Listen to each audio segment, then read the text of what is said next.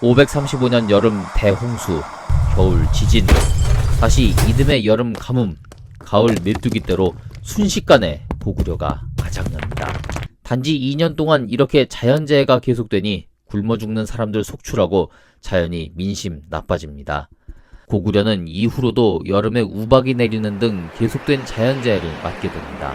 혹자는 이걸 가리켜서 단순한 자연재해가 아니라 당시 고구려 왕실이 권력 다툼으로 매우 불안한 것을 상징적으로 표현한 것이라 말하기도 합니다. 실제로 자연재해가 있었는지 아니면 없었는데 은유적으로 표현한 건지 몰라도 고구려가 이 당시 심각한 내분을 겪고 있었던 건 사실이었습니다.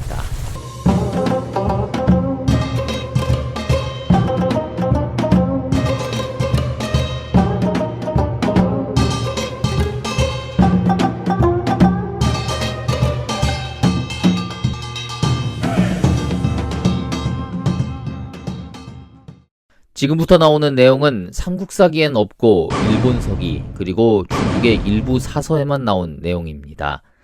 삼국사기 고구려 본기, 백제 본기엔 왕후에 대한 기록이 전무합니다. 일부 전쟁, 사건과 관계된 그런 소수의 경우에만 왕후의 이름이 남아있죠. 안원왕에겐 왕후가 있었는데 자녀가 없었다고 합니다. 그래서 2명의 왕후를 더 맞아들이게 되는데 후세에 편하게 이해하기 위해 각각 중부인 또 소부인으로 부르고 있습니다. 일단 미니 사극에 등장할 때 이렇게 나오는 걸로 봐서 이게 학계의 중론인 것 같고, 제가 갖고 있는 책을 보면 어떤 책에는 이 부인들의 이름을 추군, 세군으로 부르거나 또는 각각 아들들의 이름을 추군, 세군으로 일컫기도 합니다. 이렇게 되면은 하나의 이름이 엄마 이름도 됐다가 또 아들 이름도 됐다가 하는 거죠. 한편에선 이게 사람의 이름이 아니라 각각 이들을 둘러싼 세력의 이름이라고도 합니다. 추군, 세군 이렇게 보이시죠? 여기서는 세 번째 의견을 택해 부인들의 이름은 중부인, 소부인, 그 세력들의 이름은 추군, 세군이라고 하겠습니다. 또 어디에서는 추군 대신 눅군으로 부르기도 합니다. 아무튼 이 각자 아들들이 얼마나 잘났는지 몰라도 두 여인은 자신의 아들을 후계자로 만들기 위해 오랜 시간 신경전을 벌이다 안원왕이 먼저 누운 틈을 타 결국 내전을 일으키고 맙니다. 조선 초 왕자의 난도 그렇지만 항상 왕실에서 벌어지는 내전은 왕이 아프거나 어리거나 아니면 아무런 실권이 없을 때 벌어집니다. 그래서 어느 시대든 강력한 왕권은 중요한 겁니다. 이 내전 끝에 추군 세력이 승리했는데 이때 추군 측은 소부인과 그 아들은 물론 그들을 둘러싼 세군 세력 대부분을 학살했죠.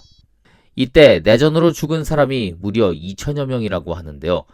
아마 전쟁으로 죽은 사람보다 끝나고 추군 세력에 죽은 세군 세력이 대부분이었을 겁니다.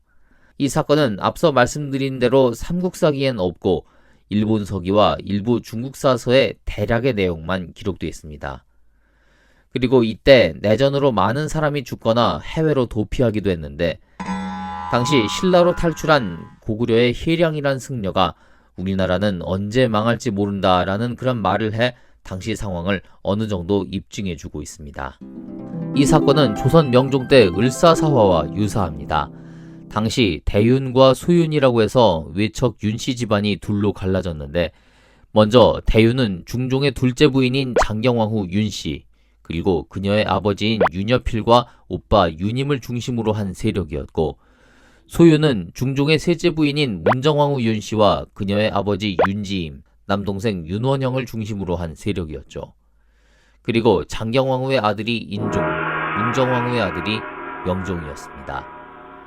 같은 집안의 이 두 세력은 끊임없이 신경전을 벌이다 명종이 즉위한 1545년 소윤 세력이 기다렸다는 듯이 대윤 일파를 탄핵하고 아예 숙청해버린 사건이었죠. 소윤 세력은 이후 문정왕후와 함께 명종 재위 내내 나라를 아주 말아먹었습니다. 권력을 둘러싼 다툼은 이렇게 백성을 외면한 채 그저 자기 집안, 자기 세력만을 위해 나라를 뒤흔드는 아주 지저분한 싸움인 겁니다. 자, 다시 고구려로 돌아와서요.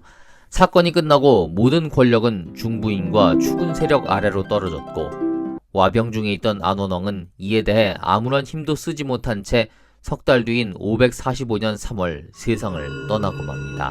일본 서기엔 이때 안원왕이 반대 세력에 의해 살해됐다고 쓰고 있지만 시기적으로 봤을 때 일본 서기의 오류로 판단된다고 합니다.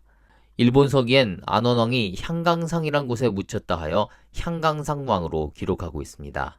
뒤이어 추군 또는 녹군이라고도 일컬어지는 인물, 안원왕의 장남 평성이 등극합니다. 고구려는 내분으로 혼란이 채 가시기도 전입니다. 반면 국제정세는 고구려를 급격히 옥죄어오고 있었습니다. 앞서 중국에서는 북위가 동위, 서위로 갈라졌습니다. 그런데 이 두 나라의 상태가 별로입니다. 그도 그럴 것이 연표를 보면 동위는 20년도 못 가서 서위도 20년 조금 넘기고 둘 다 멸망합니다. 두 나라 모두 상태가 이렇다 보니 북방에선 돌궐이 일어나 맹위를 떨치며 고구려를 향해 진격해 옵니다.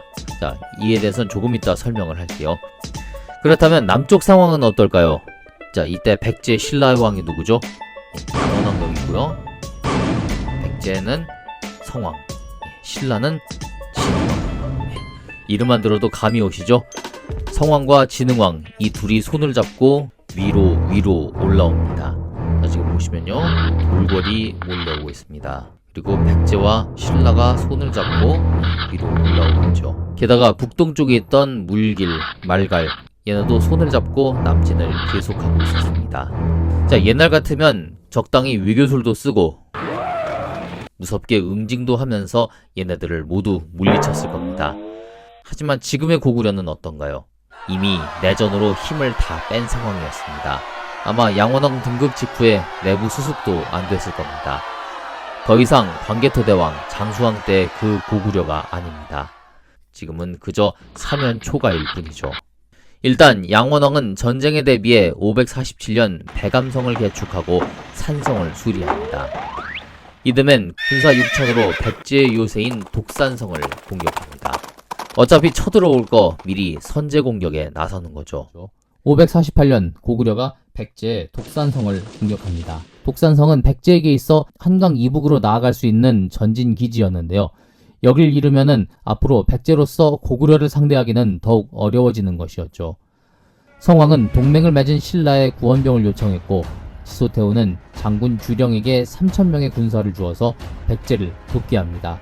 이 작전이 성공하고 고구려군은 한도에서 충북까지 엄청난 거리를 밀고 내려온 겁니다. 여기서 백제 원군의 공격을 받고 퇴각한 거죠. 이번엔 백제의 치양성을 공격합니다.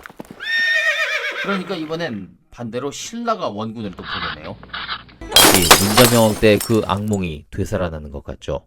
다시 연표를 보시면 이때 독산성 싸움이 있었고 몇 년 못 가서 중국은 동위가 549년 북제로 바뀌었습니다. 또 여기서 얼마 지나지 않아 서위도 북주로 바뀌죠. 중국이 굉장히 혼란스러운 상황이었습니다. 고구려는 이런 중국을 주시하면서 긴장하게 되죠. 언제 자기들한테 이 불똥이 튈지 모르거든요. 고구려가 중국의 눈치를 보는 틈을 타 백제가 다시 고구려 도살성을 공격해 함락시킵니다. 백제 신라가 이렇게 해서 일단은 지금 손을 잡은 상태입니다. 이렇게 승기를 잡은 백제와 신라의 연합군은 더욱더 고구려를 몰아붙였고요. 550년 1월 백제는 오랜만에 한성을 되찾습니다. 이어서 여기 도살성까지 함락을 시킵니다. 고구려의 양원왕은 얼마 지나지 않아 백제의 금현성을 점령하고요. 여기서 다시 고구려와 백제는 치열한 전투를 벌이게 됩니다.